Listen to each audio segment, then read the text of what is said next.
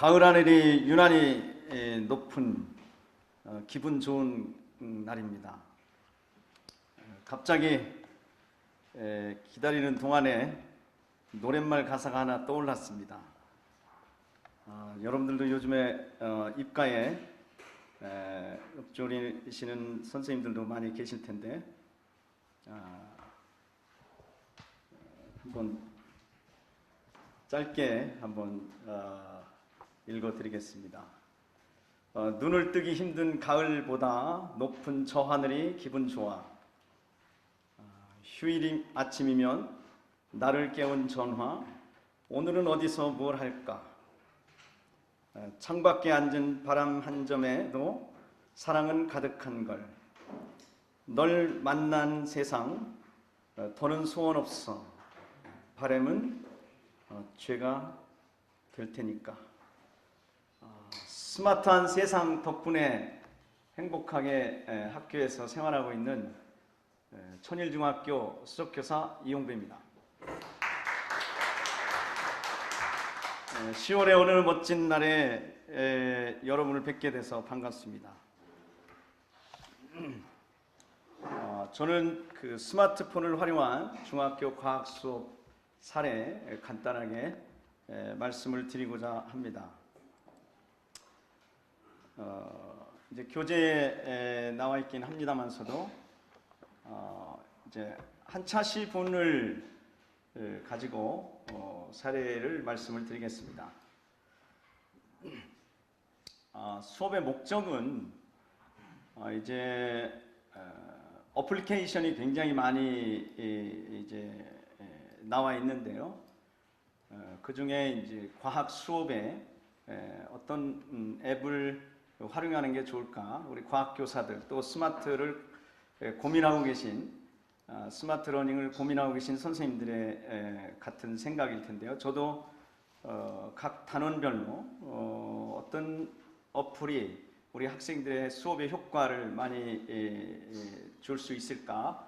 그 부분에 이제 포커스를 맞추고 진행을 하는 중에 이제 해수의 온도 부분에 대한 단원을 공부하게 됐는데 찾아보니까 또 있더라고요, 어플이. 그래서 어플을 활용해서 수온 변화와 어획량의 변화가 어떻게 되는가, 그거를 이제 학생들하고 같이 탐구를 하게 되고요. 그 다음에 스마트 러닝에서 굉장히 강조되고 있는 21세기 학습자 역량 강화를 위해서 SNS를 활용하는 또 활용법을 익숙하게 하는 그런 부분에 포커스를 맞추고자 했습니다.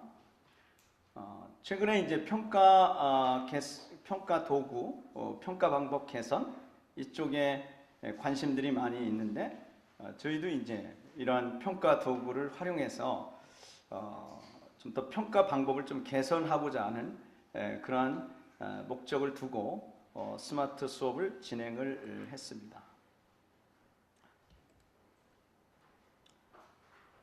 이 수업에서 이제 스마트 교육을 하게 되면 이제 장점이 뭐냐, 이제 그 부분인데요.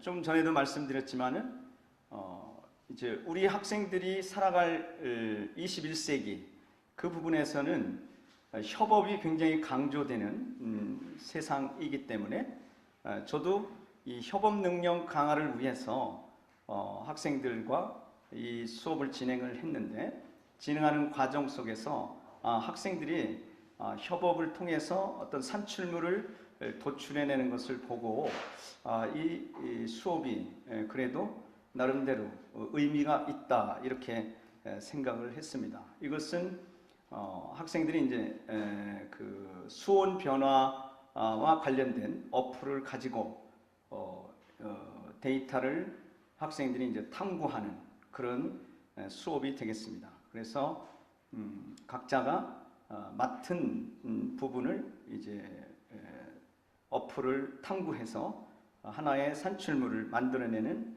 과정 속에서 학생들이 이제 협업 능력이 향상되는 것을 이제 보았고, 그런 장점이 있습니다. 또한 상호작용과 협력적 창작 활동이 가능한 수업이 되겠습니다. 이제 정해진 데이터를 모으고 또 그 모아진 데이터를 자기들 조별 나름대로 거기서 이제 창의적인 아이디어를 가지고 산출물을 만들어내는, 그리고 그것을 가지고 또 기뻐하는 모습들을 보면서 이 스마트 수업이 학생들에게 교육적으로 의미가 있다라는 생각을 갖게 되었습니다. 그러면 이제 이 스마트 수업을 활용하기 전에 이제 수업 준비가 이제 필요할 텐데요. 그것을 정리를 해봤습니다. 첫째는 이제 과학과 교과 내용에 대한 이해와 학습 부분인데요. 수온의 변화, 해수의 수온의 변화와 어장 변화를 이제 학습을 하게 되고, 그리고 교과 내용이 일상생활에 연계됨을 인식을 하게 됩니다.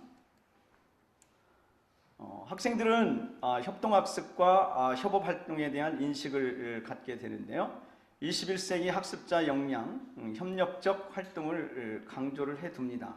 왜 이 수업을 하게 되는지, 그래서 학생들이 협력적 활동을 잘 할 수 있도록 무임승차하는 학생이 없도록 그렇게 진행을 하게 됩니다. 창의적으로 자기를 표현하는 역량이 필요함을 학생들에게 강조를 해둡니다. 스마트 도구와 환경에 대한 이해가 필요하다고 생각합니다. 저희 학교는 강동구 천호동에 위치하고 있습니다. 잠실 쪽 학생들보다 환경이 좀 열악한 가운데 있기 때문에 학생들이 어떤 학생이 이제 스마트폰이 없는 학생들도 있어요. 그래서 이제 밴드에 대한 이해가 필요한 경우도 있습니다. 그래서 그것들을 이제 가입하고 이런 부분에 대해서 사전에 교육을 또 시킵니다. 변화하는 사회적 패러다임과 사회적 구성주의의 접근에 대한 부분도 학생들에게 설명을 해서 수업에 좀 더 적극적으로 참여할 수 있도록 그렇게 사전에 준비를 하는 것이 필요하다고 생각합니다. 또 이 수업을 위해서 기본적으로 이제 하드웨어와 소프트웨어 준비가 필요합니다. 다른 수업도 마찬가지지만 제가 진행한 수업에서는 스마트폰은 2인 1조로 하기 때문에 두 학생이 다 있어도 좋고 없는 경우는 2인 1조 형태로 한 개 이상 필요하게 됩니다. 그리고 교사용 PC에 소프트웨어 설치가 필요하겠습니다. 제가 사용했던 소프트웨어는 GX러닝이라는 평가 방법 도구 개선과 관련된 그리고 스마트폰을 이용해서 수업을 쉽게 시작하고 수업을 진행하기에 아주 좋은 도구라고 생각합니다. 그래서 저는 이러한 소프트웨어하고 하드웨어 준비를 했습니다. GX러닝의 소프트웨어 활용 모습이 되겠습니다. 이제 서술형 답을 하기에 아주 좋은 소프트웨어라고 생각을 하고요. 그 다음에 이제 필기 수업이라든지 학생들에게 그때그때 첨삭을 할 수 있는 아주 좋은 도구이기도 합니다. 특히 이 소프트웨어의 강점 중에 하나는 학생들이 이제 동시에 객관식 문제를 제출했을 때 그것이 실시간으로 스크린에 나타나고 이제 물론 정답을 발표할 그 시점까지는 이제 교사만 받아두고 있다가 정답 발표가 동시에 학생들이 누가 맞았는지 누가 틀렸는지 이것이 쉽게 되기 때문에 굉장히 의미 있는 프로그램이라고 생각을 해서 이것을 준비를 했습니다. 스마트 교육의 실제에 들어가서 이제 본 수업에 들어가서 이제 학생들에게 QR코드를 활용해서 동기부여를 실시했었습니다. 그래서 수온 상승과 어장의 이동에 관한 KBS 뉴스 부분을 학생들이 살펴볼 수 있도록 해줬고요. 또 수온 상승과 사라지는 다시마 부분에 대한 내용을 학생들이 동기부여 부분으로 이렇게 찾아보도록 하였습니다.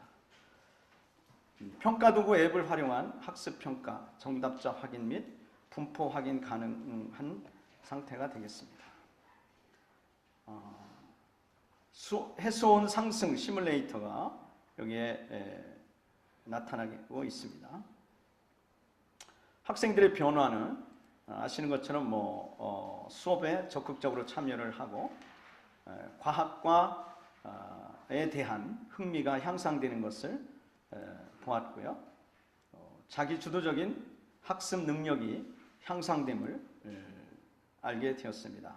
필요한 매체, 스마트폰, 소프트웨어 이런 것들이 필요하고 이런 것을 진행할 때 마지막으로 이제 교육에 있어서 유의점은 체계적인 학습 지도 계획 수립이 필요하다고 생각합니다.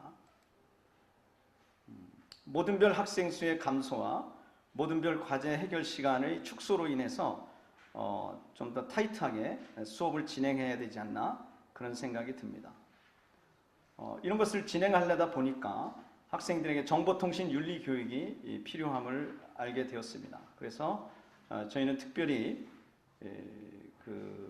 버추카드라는 좋은 인성교육 프로그램을 수업 전에 잠깐 살펴보고 그리고 학생들과 같이 이런 수업을 진행을 했습니다. 스마트 수업 사례에 대한 부분들은 굉장히 다양하게 이루어질 수 있다고 생각합니다. 저는 스마트폰을 이용해서 과학 수업을 어떻게 진행했는지 간략하게 말씀을 드렸습니다. 감사합니다.